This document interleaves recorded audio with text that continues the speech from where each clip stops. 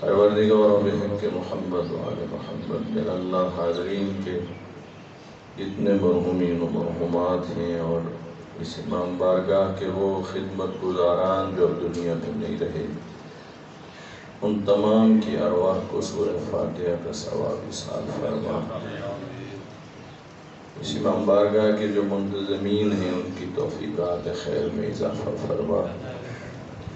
میرا مالک اپنی عزت و جلالت کے صدقے یہ جو صف عزا بچھائی گئی ہے اور دام در میں سخن قلم، جس رنگ میں بھی جس نے تعاون کیا ہے اپنی بارگاہ میں قبول فرما۔ ہمارے مولا و آقا امام زمان علیہ السلام کے ظہور میں تعجیل فرما۔ اس مذہب اور ملت کے خلاف جو سازشی ہو رہی ہیں میرا مالک انہیں ناکام فرما۔ جو نادانی کر رہے ہیں اور خود نقصان پہنچا رہے ہیں خدایا ان کی اصلاح فرما، اور جو قسم خوردہ دشمن ہے پروردگارا انہیں ذلیل و رسوا فرما۔ حاضرین کے جو حاجات شرعیہ انہیں اپنی بارگاہ میں قبول فرما۔ ان دعاؤں کی قبولیت کے لیے صلوات۔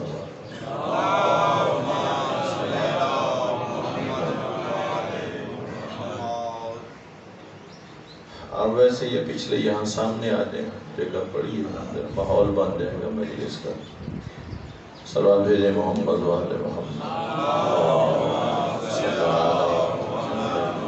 نعرہ تکبیر، اللہ اکبر، نعرہ رسالت، یا رسول اللہ، نعرہ حیدری، آواز بلند صلوات۔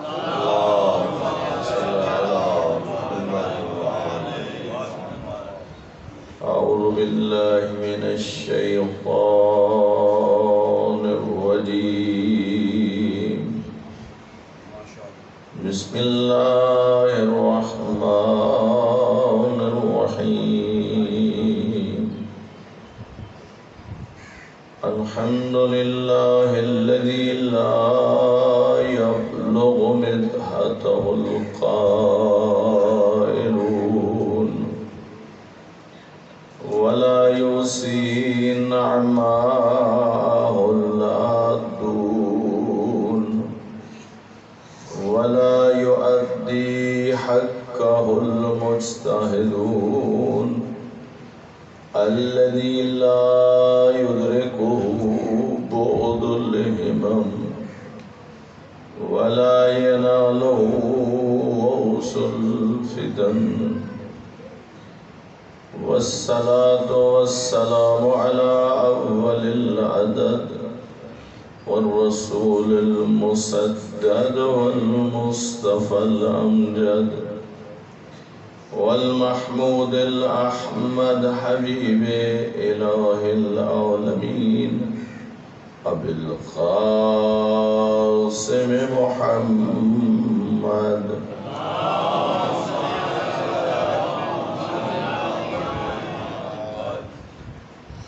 وآله الطيبين الطاهرين المعصومين، أما بعد فقد قال الله تعالى في كتاب المجيد، بسم الله الرحمن الرحيم، قل لا أسألكم عليه أجرا إلا المودة في القربى، صلوات۔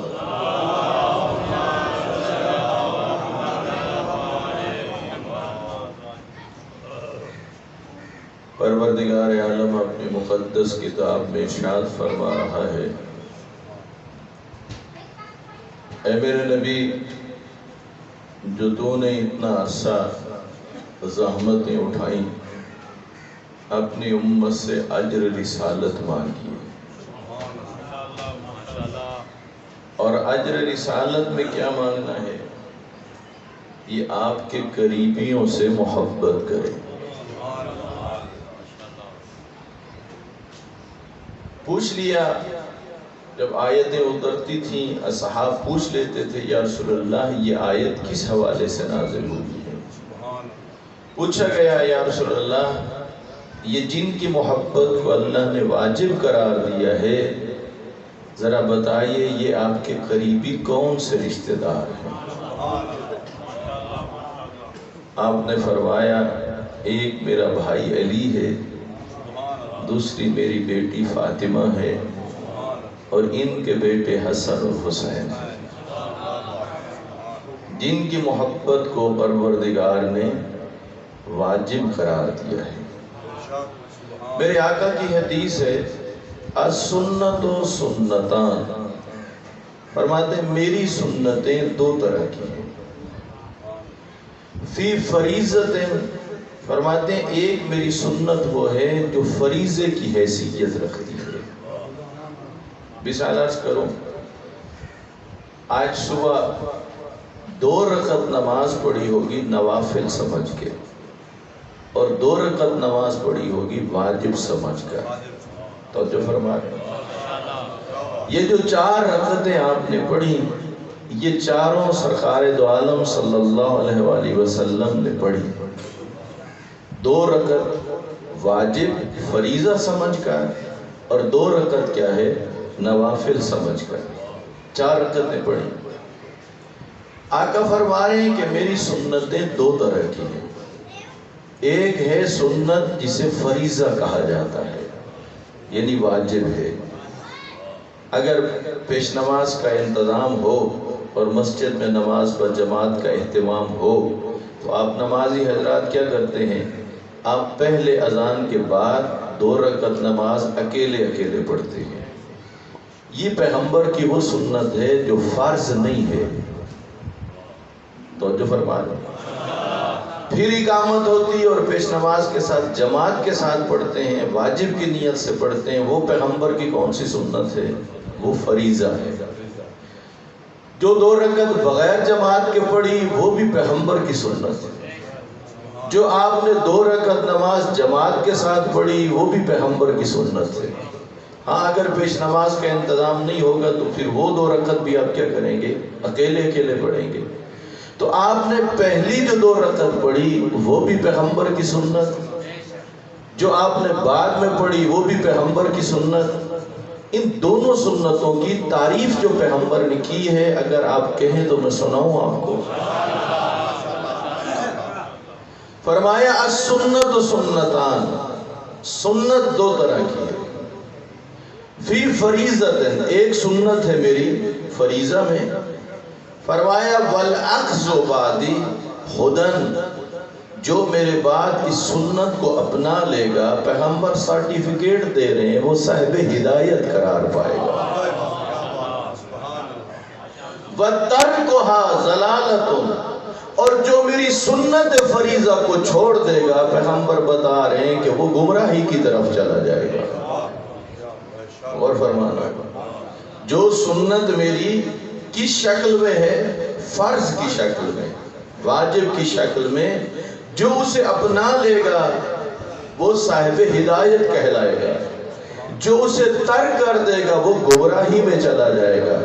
فرمایا وَسُنَّةٌ فِي غَيْرِ فَرِيضَةٍ، دوسری میری سنت وہ ہے جو فریضہ نہیں کہلاتی۔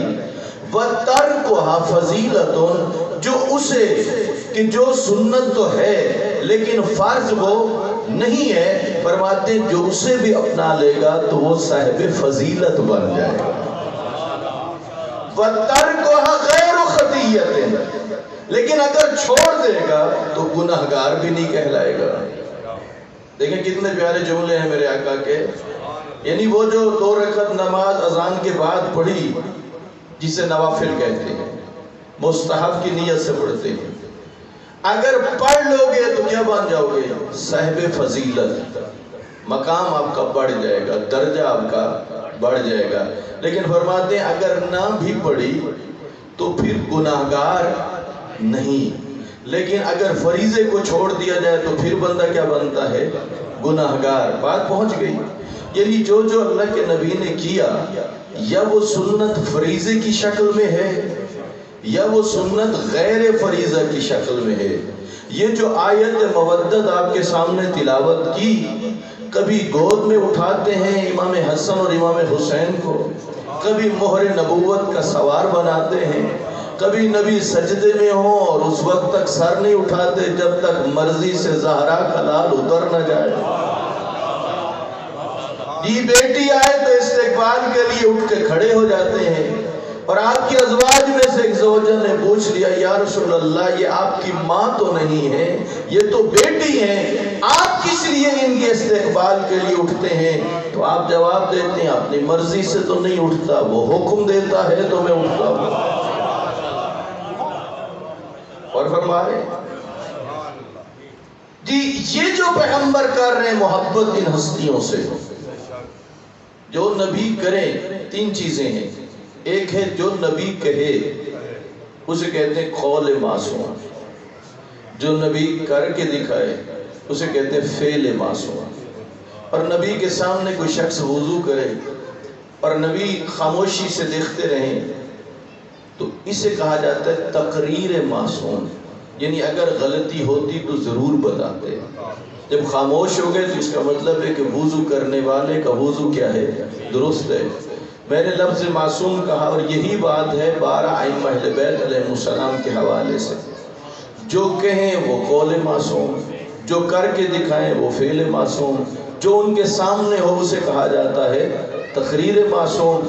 پیغمبر فقط یاد رکھنا تینوں طرح سے عظمت اہل بیت کو سمجھایا جب خود فرماتے تھے الحسن والحسین سید شباب اہل الجنہ. جی قول کے ذریعے بتا رہے ہیں ان ہستیوں کا مقام کیا ہے. پھر ان ہستیوں کے لیے کبھی اٹھ کے کبھی ان کو اپنے شانوں پہ سوار کر کے بوجھ سے لے کے بتا رہے ہیں یہ ہے فعل معصوم. توجہ فرما رہے ہیں. اصحاب بڑھ بڑھ کے جب دیکھتے تھے کہ اللہ کا رسول ان سے اتنی محبت کرتا ہے تو ہم ان سے کیوں نہ محبت کریں. جی اللہ کا رسول دیکھ رہا ہے, توجہ چاہتا ہوں. سنت دو طرح کی, ایک فریضہ ہے اور ایک کیا ہے غیر فریضہ. تعریف ذہن میں رہ جائے.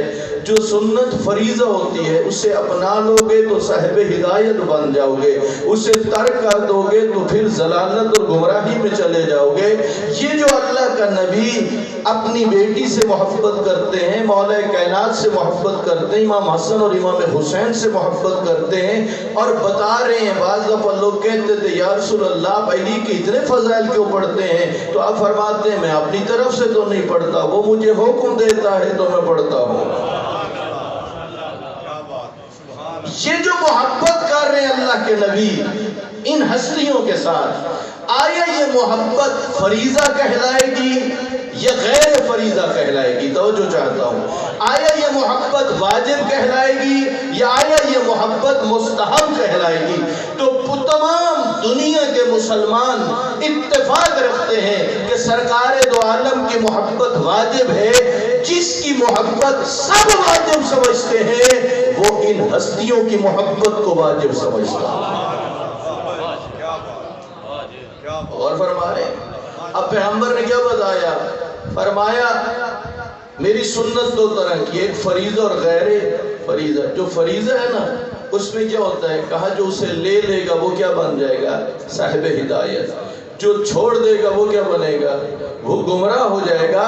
اس کا مطلب یہ ہوا جس طرح 2 رکعت نماز جو واجب ہے اسے اپنانے والا ہدایت پہ ہے, چھوڑنے والا گمراہی پر ہے, اسی طرح جو بندہ اہل بیت سے محبت رکھتا ہے وہ صاحب ہدایت ہے, جو معاقبت سے دور ہے وہ گمراہ انسان ہو.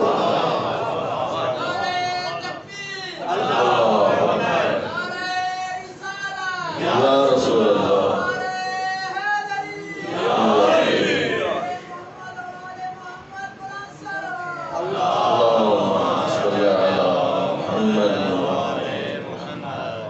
توجہ فرما رہے ہیں. محبت اہل بیت مستحب نہیں ہے, محبت اہل بیت واجب ہے. توجہ فرما رہے ہیں جی, اس کے بغیر کوئی گزارا. مولا نے کہا ابو عبداللہ جدلی سے, مولا امیر المومنین نے کہا ابو عبداللہ جدلی تجھے آج ایک نیکی نہ بتاؤں جس کی وجہ سے تو آخرت کی ہولناکیوں سے بچ جائے گا. جو حضرات قرآن باقاعدہ پڑھتے ہیں تو قرآن میں لکھا ہے کہ آخرت کا دن کتنا سخت ہوگا، نفس و نفسی کا عالم ہوگا۔ ایک جملہ عرض کر دوں آخرت کے حوالے سے۔ اس دنیا میں کسی بچے کو کوئی مار رہا ہو نا، اس کا باپ یا ماں دیکھ رہی ہے، یقین جانی اس سے اور کچھ نہ ہو، اپنے بچے پہ گر جائے گا، جو کچھ لگنا ہے مجھے لگ جائے، میرے بچے کو نہ لگے، خود تکلیف برداشت کرے گا، بچے کو نہیں ہونے دے گا۔ لیکن آخرت کے دن ماحول بدل جائے گا۔ قرآن پڑھ کے دیکھیے، آخری دن انسان خواہش کرے گا، اے کاش میرے جرائم کی سزا میری اولاد، میرے بھائی، میری زوجہ، میرے خاندان والے لے لیتے۔ یعنی یہاں وہ کہہ رہا ہے کہ میں بچے پہ قربان ہو جاؤں، آخرت میں وہ کہے گا کہ یہ رشتہ دار کیا ہو جائے، یہ میری جگہ لے لیں۔ وہ جو اتنا سخت دن ہوگا، ہولناکی ہوگی آخرت کی، اس دن میں امیر المومنین علیہ السلام فرما رہے ہیں کہ تجھے ایک نیکی نہ بتاؤں جو تجھے آخرت کی ہولناکی سے بچا لے۔ ابو عبداللہ جدلی کہتے ہیں قلت بلا یا رسول اللہ، کیوں نہیں، آپ ضرور بتائیے۔ اور پھر مولا نے کہا اچھا پھر ایک برائی بھی بتا دوں جس کی وجہ سے اللہ اندھے منہ جہنم میں ڈال دے گا۔ یہ کہتا مولا ضرور بتائیے، تاکہ اسی دنیا میں اس برائی سے بچا رہوں اور اس نیکی کو اپنا لوں۔ تو جو فرما رہے ہیں اب امیر کائنات نے فرمایا سنو، والحسنۃ حبنا والسیئۃ بغضنا، وہ نیکی جس کی وجہ سے آخرت کی ہولناکیوں سے بچ جاؤ گے وہ ہماری محبت ہے۔ اگر وہ محبت نہ ہوئی تو پھر آخرت کی ہولناکیوں سے بھی نہیں بچ سکتے۔ اور فرمایا وہ برائی جس کی وجہ سے اللہ اندھے منہ جہنم میں ڈال دے گا وہ ہم اہل بیت سے بغض رکھتے ہیں۔ اور فرمائے اور یہ چیز چھپی نہیں رہتی ہے۔ نہج البلاغہ میں مولا کائنات کا فرمان ہے، والا فرماتے ہیں جو چیز تو چھپانا چاہتا ہے نا، تیرے اندر کی چغلی تیرا چہرہ اٹھاتا ہے۔ یہ امیر کائنات کا فرمان ہے۔ دو بندے اکٹھے بیٹھے ہو نا، اور ایک کو پیچھے سے کوئی خبر ملے، کسی قریبی عزیز کی وفات ہو جائے، اور دوسرا پوچھے کیا ہوا، اگر اس میں حوصلہ نہ ہو بتانے کا، بعض دفعہ صدمہ پڑا ہو نا تو بندہ نہیں بتا پاتا، تو مولا کے فرمان کی روشنی میں اسے مجبور نہ کرے، اس کے چہرے کو دیکھ لے، آثار غم سے بتا دیں گے، آنکھوں کے آنسو سے بتا دیں گے کہ خبر کوئی خیر کی بات پہنچ رہی ہے۔ یہی وجہ ہے کہ جناب ابو ذر کہا کرتے تھے نعرف المنافقین ببغض علی ابن ابی طالب، ہم منافقوں کو یوں پہچانتے تھے، ادھر پیغمبر علی کے فضائل پڑھتے تھے، ادھر ہم ان کے چہروں کو دیکھتے تھے، اور جن کے دلوں میں بغض ہوتا تھا یقیناً ان کو مولا کے فضائل سن کے خوشی نہیں ہوتی تھی، انہیں کیا ہوتا تھا، انہیں غم لگتا تھا، انہیں افسوس ہوتا تھا۔ اور میں نے خود ایک دفعہ یہ مشاہدہ کیا، آج سے کو 25-30 سال پہلے کی بات ہے، ایک بس میں سفر کر رہا تھا اور ایک ملنگ سوار ہوا۔ ملنگوں کی اپنی دنیا ہوتی ہے، وہ جیسے ہی سوار ہوا تو اس نے غالباً سلام کرنے کے بعد بلند آواز میں کہا یا علی۔ جیسے اس نے کہا تو مجھے مولا کا فرمان یاد آ گیا، اور میں نے بس میں بیٹھے ہوئے مسافروں کے چہروں کو دیکھ کے اندازہ لگا لیا۔ توجہ فرما رہے ہیں، مولا کائنات بتا رہے ہیں آخرت کی ہولناکیوں سے بچنا ہے تو کیا کرو، ہماری محبت کو اپنا دو۔ اور دوسرا جس کے اندر بغض ہوا ہمارے بارے میں، اس کی صورتحال کیا ہوگی؟ مولا فرماتے ہیں اسے اللہ اندھے منہ کس میں ڈال دے گا، جہنم میں ڈال دے گا۔ دیکھیے بات تو ایک ہی ہے سمجھنے والی، اللہ کے دین کا آغاز کس بات سے ہوا تھا بھلا؟ اللہ کی توحید سے، پھر پاک نبی کی نبوت ہو گئی، پھر کبھی نماز کا حکم، کبھی روزے کا حکم، کبھی جہاد کا حکم، احکام آتے رہے، اللہ کے نبی پہنچاتا رہا۔ اور میدان غدیر میں جو اللہ نے پیغام بھیجا وہ تھا مولا علی علیہ السلام اور آپ کے 11 بیٹوں کی امامت اور ولایت کا۔ آپ جائزہ لے لیجئے کتنے لوگ ہیں جو اپنے آپ کو مسلمان کہتے ہیں، عقیدت توحید کو بھی مانتے ہیں، آسمانی کتابوں کو بھی مانتے ہیں، پاک نبی کی نبوت کو بھی مانتے ہیں، اور پھر آگے سوئی رخ جاتی ہے عقیدہ امامت و ولایت پر۔ توجہ فرما رہے ہیں، نمازوں کے بھی پابند ہوں گے، روزوں کے بھی پابند ہوں گے، حج کے بھی پابند ہوں گے، کمی ہوگی تو محبت اہل بیت کی۔ حالانکہ پیغمبر کو کے بارے میں اللہ نے قرآن میں کیا دستور دیا؟ اگر ہر مسلمان انصاف سے سوچے، اللہ نے کہا وَمَا أَتَاكُمُ الرَّسُولُ فَخُذُوهُ، جو میرا رسول دے اسے لے لو۔ توجہ فرما رہے ہیں، پھر تقسیم کیسی؟ اللہ کے رسول توحید دے اسے لے لے، نبوت کو لے لے، نماز کو لے لے، روزے کو لے لے، اور اللہ کے میرا نبی ان سے کہو قُلْ لَا أَسْأَلُكُمْ عَلَيْهِ أَجْرًا إِلَّا الْمَوَدَّةَ فِي الْقُرْبَى، جس نبی کے ہاتھوں سے آپ نے باقی چیزیں لی اسی نبی نے محبت اہل بیت کا پیغام پہنچایا، یہاں تیری سوئی اٹکتی کیوں ہے؟ توجہ فرما رہی ہیں، ماشاءاللہ ماشاءاللہ۔ اللہ نے نہیں کہا وَمَا نَهَاكُمْ عَنْهُ فَانْتَهُوا، جس سے نبی روکے، توجہ چاہتا ہوں، جس سے نبی روکے اس سے کیا کرو؟ رک جاؤ۔ نبی نے کہا جھوٹ نہیں بولنا، رک جاؤ۔ نبی نے کہا شراب کے قریب نہیں جانا، رک جاؤ۔ جس طرح نبی نے ان چیزوں سے روکا، اسی طرح فرمایا بغض علی سے بھی رک جاؤ۔ اور فرما رہے ہیں کیوں؟ اس لیے یاد رکھنا، جو جھوٹ بول رہے ہیں نا، جو شراب پی رہا ہے جی، وہ توبہ کر لے، اس کو اس گناہ کی سزا ملے گی جی۔ توبہ کر لے تو سزا سے بھی کیا ہو سکتا ہے؟ بچ سکتا ہے، بخشش کے بڑے چانسز ہیں۔ لیکن جو بغض علی لے کے مرتا ہے تو پھر اللہ کے نبی نے فرمایا یاد رکھنا من مات علی بغض آل محمد مات کافرا، تو دل میں بغض آل محمد لے کے مر، ملک الموت بھی تجھے کافر سمجھ کے تیری روح قبض کرے گا۔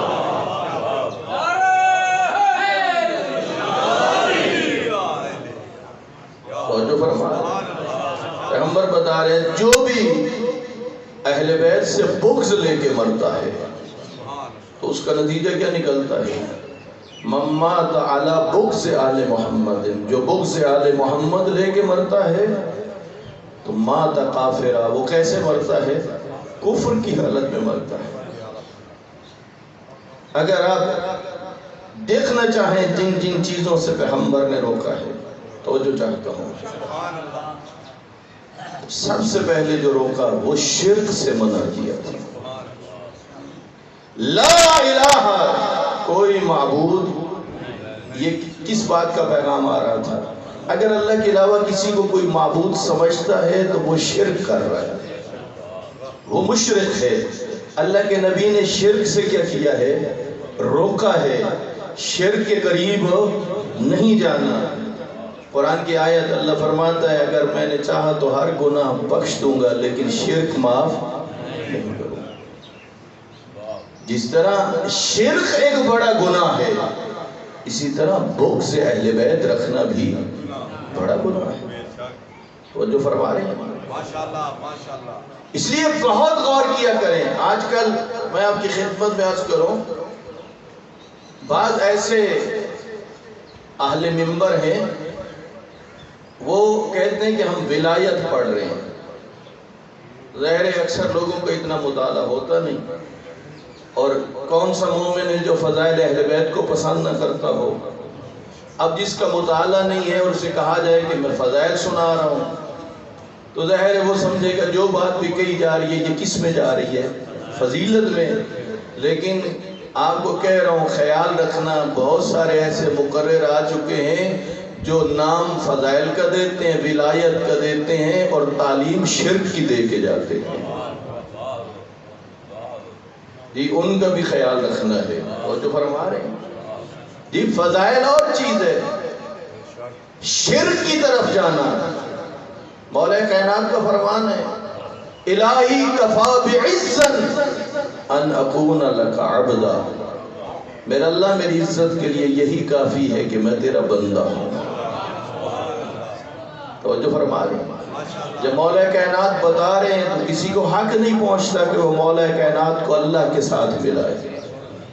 ماہ مبارک کی دعا میں کیا پڑھتے ہو؟ یا علی و یا عظیم، یا غفور و یا رحیم، انت رب العظیم الذی لیس کمثلہ شیء، اس جیسا تو کوئی بھی۔ اور آپ کی محبت کو دیکھ کے جملہ کہہ دوں، حضرت امام جعفر صادق علیہ السلام سے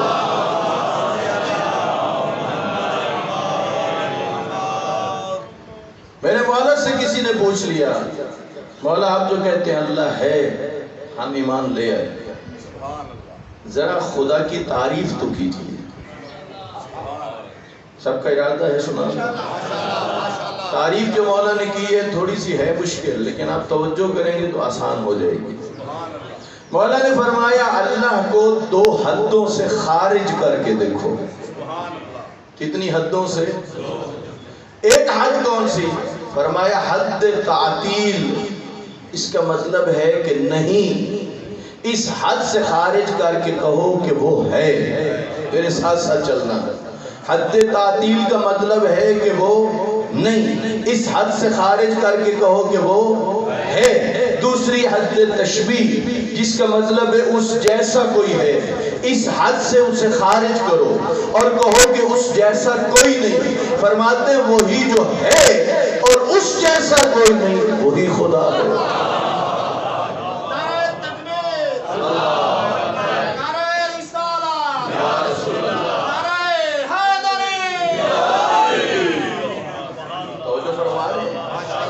بڑے مختصر انداز میں امام نے بتا دیا وہی جو ہے اور اس جیسا کوئی نہیں ہے، باقی سب اس کی مخلوقات ہیں۔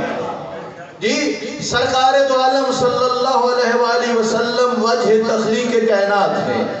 حدیث قدسی لولاک لما خلقت الافلاک، اے نبی تجھے نہ پیدا کرتا تو کچھ بھی نہ بناتا، اور پھر لولاہم اگر انہیں نہ بناتا، یعنی اللہ نے ان ہستیوں کی وجہ سے کائنات کو خلق فرمایا، نبی و آل نبی کی وجہ سے مولا کائنات وضاحت فرما رہے ہیں کہ ہم وہ ہیں جو اللہ سے ڈائریکٹ نعمتیں لے کے پروان چڑھے ہیں، باقی مخلوق وہ ہے جنہیں اللہ ہماری وجہ سے عطا کرتا ہے۔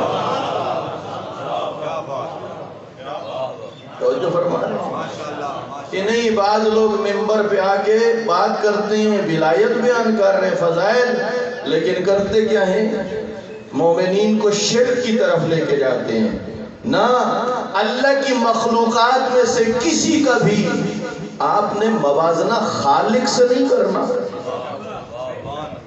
توجہ فرما رہے ہیں، وہ اپنی ذات میں وحدہ لا شریک ہے، وہ اپنی صفات میں وحدہ لا شریک ہے، وہ عبادت میں وحدہ لا شریک ہے، وہ افعال میں وحدہ لا شریک ہے، کسی حوالے سے بھی اللہ کا کوئی بھی شریک نہیں۔ امیر کائنات تبھی تو بتا رہے الہی کفا بعزت ان اکون لک عبدا، میری عزت کے لیے یہی کافی ہے کہ میں تیرا بندہ ہوں۔ اور فرما رہے ہیں وَكَفَى بِفَخْرَ أَن تَكُونَ لِي رَبًّا، اور میرے فخر کے لیے یہی کافی ہے کہ تو میرا رب ہے۔ توجہ فرما رہے ہیں، اس وقت جائیں یوٹیوب پہ جا کے سنیں، بعض کلپ آئے ہوئے ہیں، نعوذ باللہ خدا سے پناہ مانگتے ہیں، جو مولا علی علیہ السلام کے ساتھ لفظ اللہ اور لفظ رب استعمال کر رہے ہیں، اور وہاں بھی کچھ لوگ بیٹھے ہیں جو انہیں سن رہے ہیں۔ نہ، یہ توہین مقام توحید کی، یہ کھلا شرک ہے۔ امام حسین علیہ السلام کا منبر شرک کو سمجھانے کے لیے اور شرک کی مخالفت کے لیے ہے۔ بانیان مجالس کی بھی ذمہ داری ہے، سامعین کی بھی ذمہ داری ہے، پڑھنے والوں کی بھی ذمہ داری ہے، ہر کسی کی ذمہ داری بنتی ہے۔ یہ منبر فقط اس لیے ہے کہ اللہ اور اللہ کے رسول کا پیغام پہنچنا چاہیے۔ ائمہ اہل بیت علیہ السلام کا پیغام پہنچنا چاہیے۔ اس لیے ہمارا عقیدہ ہے کہ اللہ وحدہ لا شریک ہے۔ ہاں، اللہ کی مخلوقات میں جو مقام اللہ نے محمد و آل محمد کو عطا فرمایا ہے، یہ مقام کسی اور کو عطا فرمایا۔ ایک جملہ کہہ دوں تاکہ بات آسان ہو جائے۔ یہ جو ایک جملہ ہے، اور مجھ سے ایک جوان نے بھی پوچھا، کہا یہ جو مولا کہہ رہے ہیں جو مجھے حد سے بڑھائے وہ بھی ہلاک ہو جائے گا، جو مجھے حد سے گھٹائے وہ بھی کیا ہو جائے گا؟ ہلاک ہو جائے گا۔ یہ جو جملہ ہے، کہا ذرا اس کی وضاحت کریں۔ میں نے کہا اگر آپ مولا کے فضائل پوچھنا چاہتے ہو تو وہ اللہ جانے اور اللہ کا رسول جانے، اور فرمانا جی کسی کے بس کی بات ہی نہیں ہے کہ وہ مولا کائنات کے فضائل بیان کرے۔ کوئی مولا کے فضائل کو گننا چاہے، کوئی شمار کرنا چاہے، جی اتنے ہیں اتنے ہیں اتنے ہیں، نہیں، یہ اللہ جانے اور اللہ کا رسول جانے۔ میں نے اس جوان سے کہا، میں نے کہا مولا کے فضائل اللہ جانے اللہ کا رسول جانے، کہا اس کا کیا مطلب ہے جو حد سے بڑھائے یا حد سے گھٹائے؟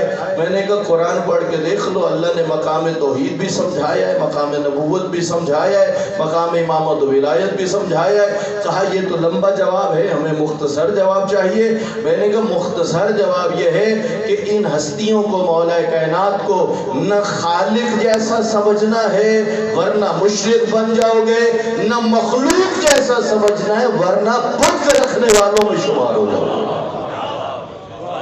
کیوں بھلا؟ توجہ فرماؤ، اگر تم نے خالق جیسا سمجھا تو یہ سیدھا شرک بن جائے گا، اگر مخلوق جیسا سمجھا تو گویا تم نے ان فضائل کا انکار کر دیا، ان عظمتوں کا انکار کر دیا جو اللہ نے علی کو عطا کی تھی۔ جو علی کے فضائل کا منکر ہوتا ہے وہی تو بت سے علی کی بیماری میں مبتلا ہوگا۔ نعرہ تکبیر، نعرہ رسالت، نعرہ حیدری، آواز بلند صلوات۔ توجہ فرمائیں، مولا کائنات سے محبت رکھنے والا فضائل علی سے کبھی انکار نہیں کرے گا۔ یہ کلیہ ہے، ہو ہی نہیں سکتا۔ ہو محب اور مولا کے فضائل سے انکار کرے، نہیں ہو سکتا۔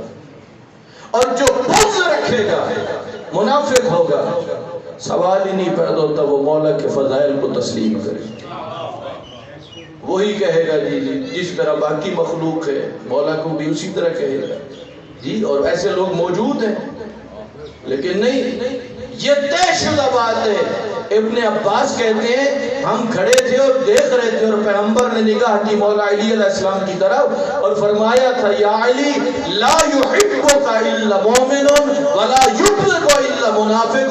پیغمبر نے طے کر دیا قیامت تک کے لیے، اے علی مومن تجھ سے محبت کرے گا، منافق تجھ سے بغض رکھے گا۔ اس کا مطلب زمانہ نہ مومنوں سے خالی ہوگا نہ بغض رکھنے والوں سے خالی ہوگا۔ دونوں طرح کے کردار ہمیشہ کیا ہیں؟ موجود رہیں گے۔ اس لیے یہ جو محبت اہل بیت ہے اسے کبھی مستحب نہ سمجھنا۔ بات کو کھول کے بیان کروں، آج کی مجلس کا اعلان ہوا، آپ کی کوئی مجبوری بن گئی، آپ مجلس میں نہیں آ سکے تو کوئی مسئلہ نہیں۔ آپ بیمار تھے، کوئی کام تھا، مجلس میں آنا یہ واجب نہیں ہے، ہر وقت محبت علی میں رہنا یہ واجب ہے۔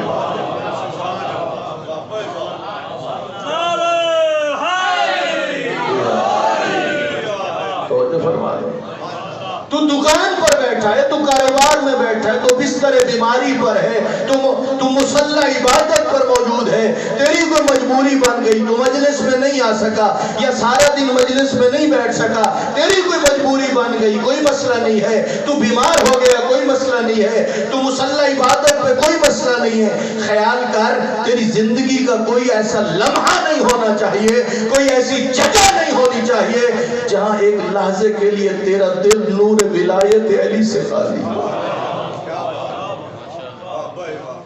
توجہ فرمائے.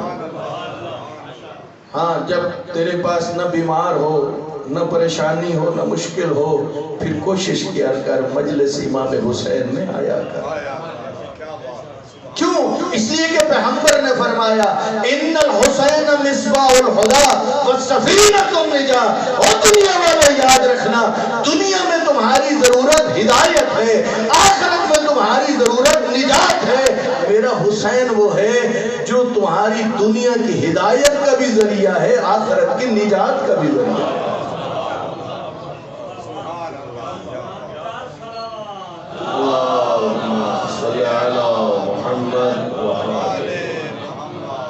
توجہ فرما رہے ہیں جی. نہیں خیال کیجئے، منبر امام حسین کا تقدس ہمیشہ محفوظ رہنا چاہیے.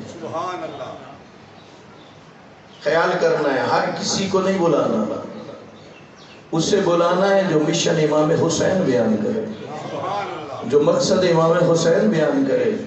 تیرے اور میرے مذہب کی بنیاد دو چیزوں پر، ایک قرآن، دوسرا 14 کے فرمان پر. اس لیے اسی کو بلانا ہے جو تمہیں یا قرآن کی آیت پڑھ کے سنائے یا 14 کا فرمان پڑھ کے سنائے. توجہ فرما رہے ہیں. جو بندہ ان ہستیوں کو خدا کے ساتھ ملائے گا وہ کس مرض کا مریض بن جائے گا؟ شرک. اور جو ان ہستیوں کے فضائل کا انکار کرے گا وہ مقصر بن جائے گا، وہ بغض رکھنے والا بن جائے گا. اور یہ دونوں چیزیں کیا ہیں؟ بہت خطرناک ہیں. شرک میں مبتلا ہو جائیں وہ بھی بڑا مسئلہ ہے. اس لیے سامعین محترم، ہاں اس دنیا میں انسان ان کوتاہیوں کا ازالہ کر سکتا ہے، اس لیے کہ یہ خاندان وہ ہے جو بھی خلوص نیت سے چاہے زیادتیاں کر چکا ہو، اس در پہ پلٹ آئے تو یہ اسے واپس نہیں بھیجتے. توجہ فرما رہے ہیں. اس لیے پیغمبر نے فرمایا میری سنت کتنی طرح کی ہے؟ 2 طرح کی. ایک ہے فریضہ اور ایک کیا ہے؟ غیر فریضہ. فرمایا سنت فریضہ کو اختیار کرو گے تو صاحب ہدایت بنو گے، چھوڑ دو گے تو کیا بن جاؤ گے؟ گمراہ ہو جاؤ گے. اللہ کا شکر ادا کرو، اللہ نے تمہارے دلوں میں نور محبت اہل بیت کو رکھ دیا ہے، جس کی وجہ سے آج صورتحال یہ ہے نہ دن دیکھتے ہو، نہ رات دیکھتے ہو، نہ گرمی دیکھتے ہو، نہ سردی دیکھتے ہو، بغیر کسی چیز دیکھے چلے آتے ہو مجلس حسین میں. کیوں؟ اس لیے کہ اللہ نے دلوں میں مولا کی محبت کو رکھ دیا. امام جعفر صادق علیہ السلام کا فرمان ہے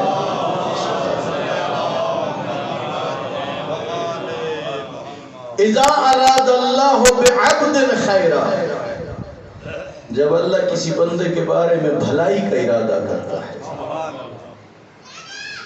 جعل فی قلبہ حب الحسین، پھر اللہ اس بندے کے دل میں امام حسین کی محبت کو پیدا کر دیتا. اور فرمانا جب اللہ کسی کے بارے میں بھلائی کرنا چاہتا ہے، اور بھلائی کب ہوگی؟ جب اللہ کے اعلان غدیر پر ایمان لے آئے گا. اور فرمانا ایمان لے آئے گا تو اس کا نتیجہ کیا نکلے گا؟ اس کا نتیجہ یہ نکلے گا کہ پھر اللہ اس پر مہربان ہو جائے گا. اس لیے ہم کہتے ہیں کہ ہم عقیدہ توحید لیا تو اللہ کے رسول سے، عقیدہ نبوت لیا تو اللہ کے رسول سے، نماز روزے کا حکم لیا تو اللہ کے رسول سے، محبت اہل بیت کا حکم لیا تو اللہ کے رسول سے، علی سے لے کر امام مہدی تک 12 ائمہ اہل بیت کی امامت و ولایت پر ایمان رکھتے ہیں. تو یہ ہماری مرضیاں نہیں ہیں، یہ بھی اللہ کا حکم ہے. اور یہاں ایک جملہ عرض کرتا ہوں، ذرا غور فرمانا. شاید یہ پہلے حدیث آپ کی خدمت میں عرض کی ہو، لیکن اس میں ایک اہم نقطہ ہے جو آپ تک پہنچانا چاہتا ہوں. امام نے فرمایا ولایتی لعلی ابن ابی طالب احب علی من ولادتی. صادق آل محمد فرماتے ہیں اولاد علی ہونے سے بھی زیادہ محبوب ہے مجھے علی کی ولایت۔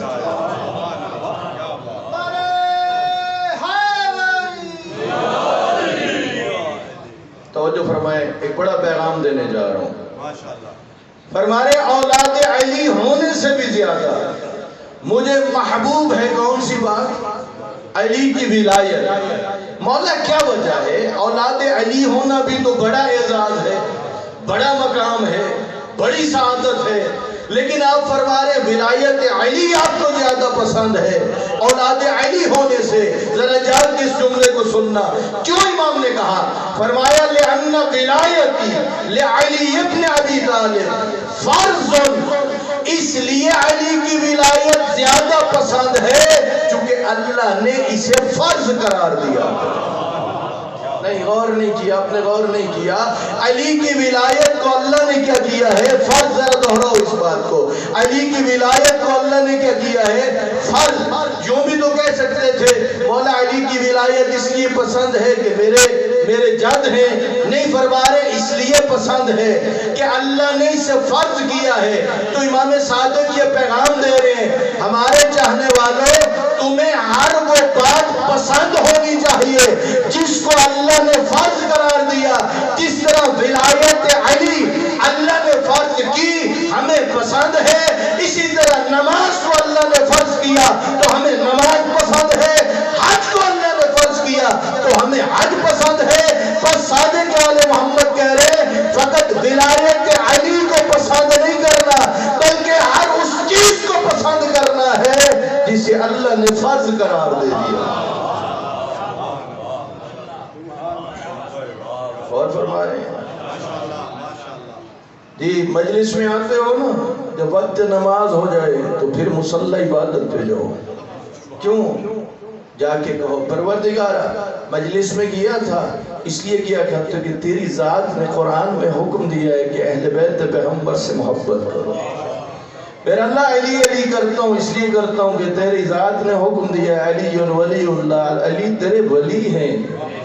اے اللہ علی کی ولایت پر ایمان رکھتا ہوں، علی کے 11 بیٹوں کی ولایت پر ایمان رکھتا ہوں۔ کیوں؟ اپنی مرضی نہیں ہے، تیرا حکم ہے۔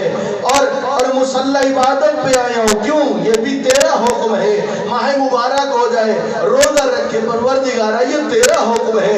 مستطیع ہو جائے تو حج پہ چلا جائے، کہے پروردگارہ یہ تیرا حکم ہے۔ بس صادق آل محمد فرما رہے ولایتی لعلی ابن ابی طالب فرض، علی کی ولایت کو اللہ نے فرض قرار دیا ہے۔ وَوِلَادَتِ مِنْهُ فَضْلٌ، اور اولاد علی ہونا یہ اللہ کا فضل ہے۔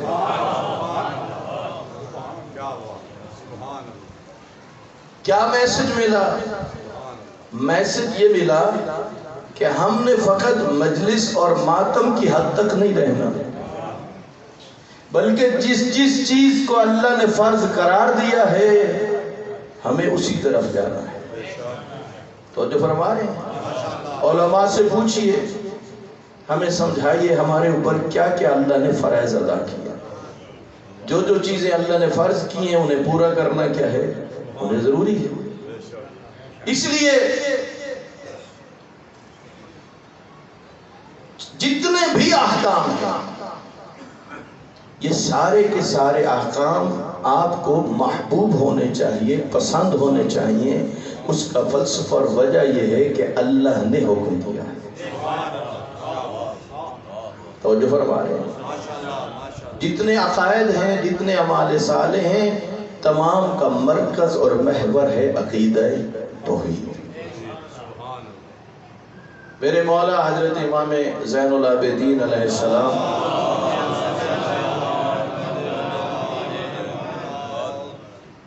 چونکہ مولا کی شہادت کا روز ہے اور مولا کی سیرت کے چند جملے آپ کی خدمت میں عرض کروں۔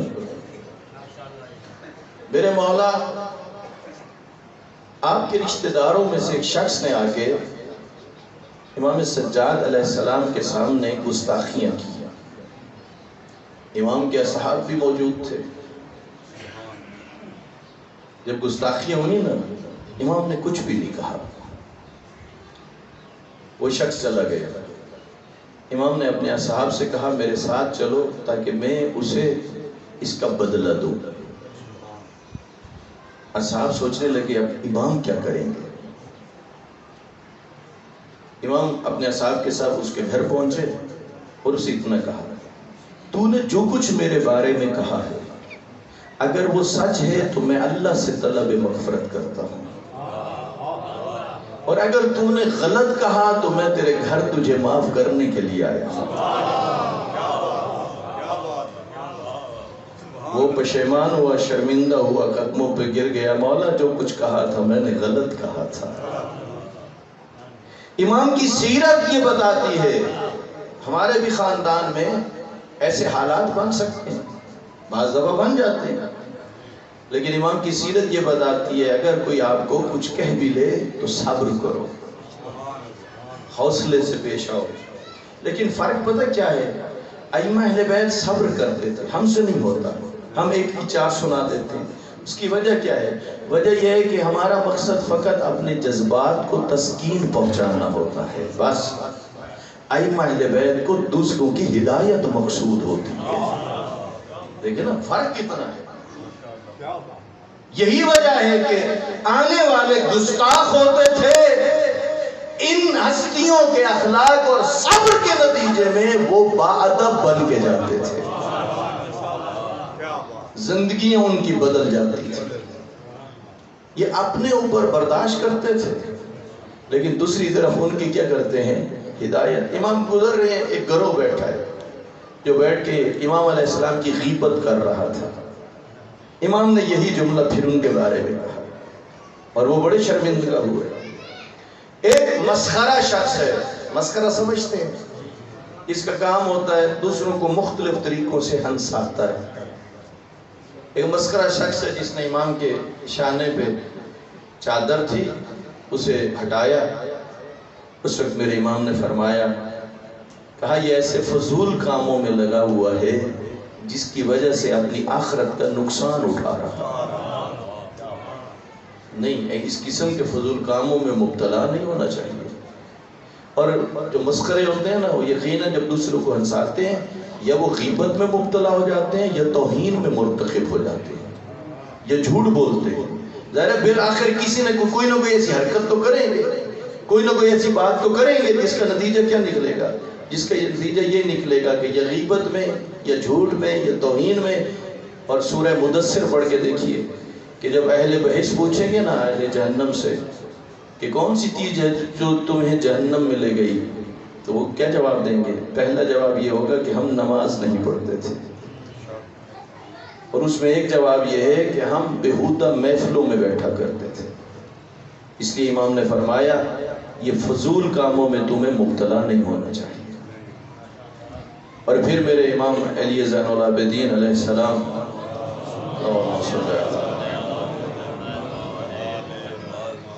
معرفت خدا بندی کی صورتحال کیا تھی؟ آپ جب وضو کرتے تھے اور مصلی عبادت پہ آ رہے ہوتے تھے تو آپ کے چہرے کا رنگ متغیر ہو جاتا تھا۔ غلام پوچھتا ہے مولا یہ کس لیے ہے؟ بلکہ مولا کی عبادت کو دیکھ کے ایک صحابی نے پوچھ لیا، مولا جنت اللہ نے بنائی ہی آپ کے لیے اور آپ کے چاہنے والوں کے لیے ہے۔ تو امام نے فرمایا مختلف جگہوں پہ جواب دیے، ان میں ایک جواب یہ تھا کہ تم کیا چاہتے ہو ہم اس کے احسانات کا شکریہ نہ ادا کریں؟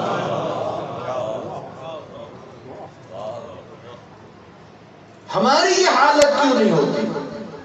اس لیے کہ ہم نے رب کی معرفت حاصل نہیں کی۔ ان ہستیوں کو کیا تھی؟ انہیں رب کی معرفت تھی۔ اور پھر زیادہ جو امام کے بارے میں پڑھا جاتا ہے وہ یہی پڑھا جاتا ہے کہ 35 سے 40 سال خون کے آنسو ہوتے رہے۔ نہیں، اللہ نے جو غدیر پہ 12 ائمہ اہل بیت کی امامت اور ولایت کا اعلان کروایا ہے نا، تو پھر ان ہستیوں پر اللہ نے کچھ ذمہ داریاں عائد کی۔ وہ ذمہ داریاں کیا ہیں؟ نبی ہوتا ہے صاحب شریعت اور امام ہوتا ہے محافظ شریعت۔ اور فرما رہے ہیں لوگوں کی ہدایت کرنی ہے، اللہ کے دین کو بچانا ہے۔ یہی وجہ ہے کہ جس امام کے زمانے میں جب بھی دین کے خلاف سازشیں ہوئیں، پھر ائمہ اہل بیت نے یہ نہیں دیکھا کہ ہمارا خرچ کتنا ہوتا ہے،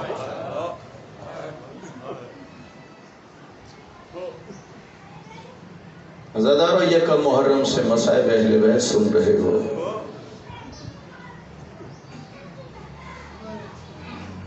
سنتے آئے ہو کہ خاندان پیغمبر نے اللہ کا دین بچانے کے لیے کوئی کچھ چھوڑا نہیں تھا. خاندان پیغمبر کے چھوٹے بچے ان کا بھی حصہ ہے آپ اور میرے تک نبی کی شریعت پہنچانے میں. بچیوں کا حصہ ہے. میں 2 جملے عرض کرتا ہوں، میرے بھائی تشریف فرما ہیں، آپ کو زیادہ مصائب سنائیں گے. 2 جملے عرض کرتا ہوں. ہمارے پاکستان میں بہت بڑے عالم گزرے جو مجتہد تھے، علامہ شیخ اختر عباس، بہت بڑا نام ہے، جنہوں نے جامع المنتظر کی بنیاد رکھی. وہ اظہار نہیں کرتے تھے کہ وہ مجتہد ہوں، وہ مسلم مجتہد تھے. علامہ شیخ اختر عباس صاحب، ان کی کتاب میں لکھا ہوا ہے، وہ فرماتے ہیں جب یہ قافلہ کربلا سے کوفہ سے شام کی طرف چلا، جنگلوں کے سفر، صحراؤں کے سفر، راتوں کو دنوں کو سفر کا صورتحال کیا تھی؟ صورتحال یہ تھی جن حیوانوں کی پشت پہ بٹھایا گیا ان پر پلان رکھے ہوئے نہیں تھے، ہاتھ گردنوں کے پیچھے بندھے ہوئے تھے. جو چھوٹے بچے تھے، عزادارو علامہ اختر عباس صاحب نے لکھا ہے، جو چھوٹے بچے تھے ان کی صورتحال کیا تھی؟ یا ماؤں کے کپڑے پکڑتے تھے یا اونٹ کے اون کو پکڑتے تھے، بالوں کو پکڑتے تھے. ادھر صورتحال کیا تھی؟ وہ ظالم تازیانے مارتے تھے، اونٹ دوڑتے تھے. بچے جب گرتے تھے، یہ اونٹ جس کے سوار ہیں، یہ اونٹ آگے چلے گئے، پچھلے اونٹوں کے پاؤں میں آگے بچے شہید ہو جاتے تھے. یہی وجہ ہے کہ کربلا سے لے کر شام تک مختلف جگہوں پر معصوم بچوں کی قبریں موجود ہیں جو گرتے گئے. لیکن علامہ شیخ اختر عباس صاحب کی کتاب میں یہ لکھا ہوا ہے، ایک مرتبہ ایسا ہوا کہ امام حسین کے نیزے پہ، جس نیزے پر امام حسین کا سر تھا، وہ نیزہ زمین میں اتر گیا.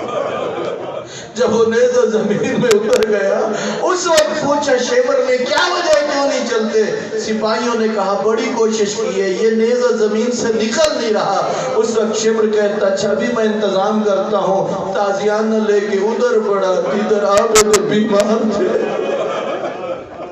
عجرکم اللہ، ذرا جملہ سننا. یہ شبر کمینہ جب آیا امام سجاد کے پاس اور آ کے کہتا ہے بتا تیرے بابا کے سر والا نیزہ کیوں زمین میں اتر گیا ہے؟ امام سجاد کہتے ہیں میں تو چل رہا ہوں. اس کمینے نے امام کی کمر پر، پشت پر تازیانے سے سطریں لکھنا شروع کی. جب سطریں لکھنا شروع کی، میری آقا زادی بی بی زینب تڑپنے لگی. اس وقت امام سجاد آگے بڑھے، اس نیزے کے قریب آئے جس کی نوک پہ امام حسین کا سر تھا. قریب آگے اتنا کہا بابا آپ کے سر والا نیزہ زمین میں کیوں اتر گیا ہے؟ بابا وجہ کیا ہے؟ اس وقت مظلوم کربلا کی آنکھوں سے آنسو جاری ہو گئے. کہا سجاد بیٹا، جب تک خاندان بنی ہاشم کے بچے گرتے رہے میں برداشت کرتا رہا. سجاد اب گرنے والی بچی ہے، اب میرے لیے مشکل ہے میں یہاں سے سفر کروں. اے عزادارو، وہ بچی کون تھی؟ وہ بی بی سکینہ جو امام حسین کے سینے پہ سوتی تھی. عزادارو، ہوا گیا جب امام حسین ودا کرنے کے لیے آئے تھے تو حضرت فضہ سے کہا تھا اماں فضہ میری سکینہ کا خیال رکھو. علامہ شیخ اختر عباس صاحب کی کتاب میں لکھا ہوا ہے جس اونٹ پر جناب فضہ تھی، اسی اونٹ کی پشت پہ یہ 3-4 سال کی بچی تھی. اونٹ کے بالوں کو پکڑ کے بیٹھی تھی. حضرت فضہ کو اونگ آ گئی، ادھر تازیانے مار رہے تھے، اونٹوں کو دوڑا رہے تھے. بچی گر گئی جس کی وجہ سے امام حسین کے سر والا نیزہ زمین پہ رک گیا. یہ منظر عجیب تھا. اس وقت میری آقا زادی جلدی سے حیوان کی پشت سے اتری اور پچھلی طرف تیزی سے چلنے لگی. وہ منظر کیا تھا؟ بی بی نے دیکھا راستے کے کنارے پر ایک سیاہ برقعے والی بی بی بیٹھی ہوئی جس کی گود میں ایک بچی ہے. ادھر سے بی بی کہتی آ رہی تھی سکینہ میری بیٹی کہاں ہو؟ تیرے بابا کے سر والا نیزہ رکا ہوا ہے، قافلہ رکا ہوا ہے، بتا میری لاڈلی تو کہاں ہے؟ جب آگے پہنچی تو منظر عجیب تھا. ایک سیاہ برقعے والی بی بی ہے جس کی گود میں بی بی سکینہ ہے. بی بی سکینہ رو رہی تھی. وہ بی بی کہتی ہے چپ کرو بیٹا، بیٹا صبر کرو. جب قریب گئی تو پوچھا بی بی تم کون ہو؟ اس بچی پر رحم کرنے والی جسے تماچے مارے گئے، کون ہو رحم کرنے والی؟ آواز آئی بیٹی پہچانا نہیں؟ میں تیری ماں زہرا ہوں. اس وقت بی بی نے کہا اماں میرا اکبر مارا گیا، میرا غازی مارا گیا. عزادارو عجیب جملہ ہے جو میری آقا ذاتی نے کہا بیٹی زینب جب سے تم نے مدینہ چھوڑا میں نے بھی مدینہ. کہا بیٹی وہ منظر جب میرا حسین سینہ زلجنہ سے زمین پہ آیا تھا میں ہی تو تھی وہ ماں جو وہاں بیٹے کی جگہ کو صاف کر رہی تھی، کنکریوں کو ہٹا رہی تھی. اے عزاداران حسین آخری جملہ سن لیجئے. کتنے ظلم برداشت کیے، کتنی مصیبتیں برداشت کی. وجہ کیا تھی؟ وجہ یہ تھی کہ یہ دین ہم تک پہنچ. ان دکھ برداشت کرنے کی وجہ یہی تھی. اے عزادارو پس میں آخری روایت عرض کروں. جب زندان شام میں آئی اس کی چھت نہیں تھی. بچے دیکھتے تھے صبح کے وقت عورتیں اپنے بچوں کو لے کے جا رہی ہیں، لوگ جا رہے ہیں، شام کو واپس آ رہے ہیں. پوچھتے تھے اپنی ماں سے کیا ہم اپنے گھروں کو نہیں لوٹیں گے؟ ایک رات کو یہی بچی آدھی رات کو رو رہی تھی، بابا بابا کہہ رہی تھی. اے عزادارو پھر کیا ہوا؟ یہی آواز یزید کے محل میں پہنچ گئی. یہاں علماء دو روایتیں بیان کرتے ہیں. ایک روایت یہ ہے کہ امام کا سر دیا گیا پشت میں. ایک روایت یہ ہے کہ یزید نے کہا اتنی جو محبت ہے میں دیکھتا ہوں یہ بلائے اس کا بابا خود جائے. جب مولا کا سر آیا سامنے رکھا گیا. عزادارو اس وقت صورتحال کیا تھی؟ بچی نے یہ عموماً ایک نفسیاتی جملہ عرض کرتا ہوں. کوئی بھی باپ سفر سے واپس آئے، چھوٹی سی بچی ہو نا وہ جلدی سی گود میں آ جاتی ہے اور شکایات کی ایک لسٹ ہوتی ہے. بابا تیرے بعد فلاں نے ظلم کیا، تیرے بعد فلاں نے گالیاں دی، بابا تیرے بعد فلاں نے یہ تکلیف پہنچائی. مدتوں بعد جب بابا کو سامنے دیکھا تو پھر بابا کے رخسار پہ اپنا رخسار رکھ دیا. رکھنے کے بعد پھر مرثیے شروع کیے. رو رو کے پوچھتی ہے بابا تیری داڑھی کو خضاب کس نے کیا؟ بابا تیری رگوں کو کس نے کاٹا؟ اور پھر اپنا بتانا شروع کیا. بابا تیرے بعد میرے گوشوارے چھن گئے،